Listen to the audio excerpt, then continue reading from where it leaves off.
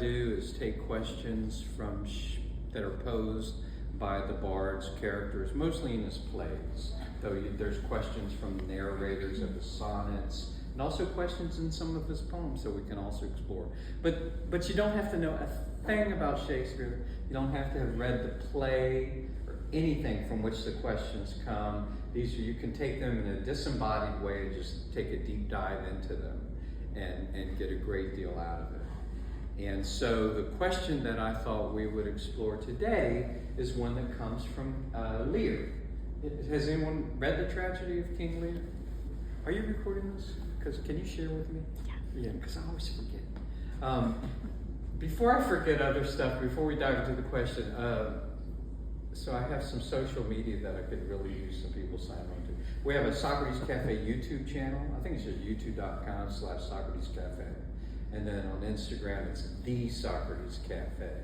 And those are our most go-to sites these days. Also on Instagram, on Facebook, I have a Socrates Cafe page. There's like 100 Socrates Cafes, but you'll see, I think it's called Socrates Cafe Founder or something like that. But it's always fun to keep connected with you. So with Lear, the question that really sprung out for me, because I think the greatest questions, we take an inward and outward look at one at the same time. And all of my dialogues are about listening carefully to one another, prodding us to think more and develop more thoughts than we would in a typical conversation. It's never about stump the person. It's never about putting them on the defensive. It's just more about wanting to know more about your story, because this is my chance to connect with you. So if I ask why, it's never meant to be in any way off-putting or threatening, but it's just, this is my chance to learn a little bit more about your story, maybe to tease it out a little bit more than you normally might, and that you can do the same with me. But that maybe by creating new habits of conversing and exchanging and listening, I think what the world needs now is a lot more listeners, where we're not always trying to think of our next zinger.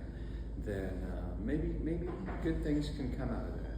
And so that's the mission of our nonprofit group, democracycafe.org, and our Cafe for Shakespeare and my Socrates Cafe are spin-offs of these kindred dialogue initiatives. So the question that was from scene 1 of King Lear, when he's learned that his 2 oldest daughters have conned and scammed him so that they could take over the reins of the kingdom.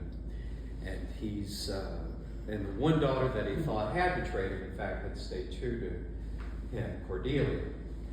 And when he's at a point of really deep despair, and he finally realizes he's been hoodwinked, he asks, "Who is it that can tell me who I am? Who is it that can tell me who I am?" So forget all about Lear now, and just think about yourself, and think about the people in your lives, in your orbit. And what would your initial answers or responses be to that question? Who is it that can tell me who I am? Don't worry about right or wrong or anything like that. Just, what are some of your thoughts about that? Who is it that can tell me who I am? Yeah. My first thought is myself. Huh? Myself. Yeah? That's my first thought. Why so? Because only you, it's you. So like, you have to decide who you are. And at the end of the day, other people can tell you their opinion, but you have to decide whether you let that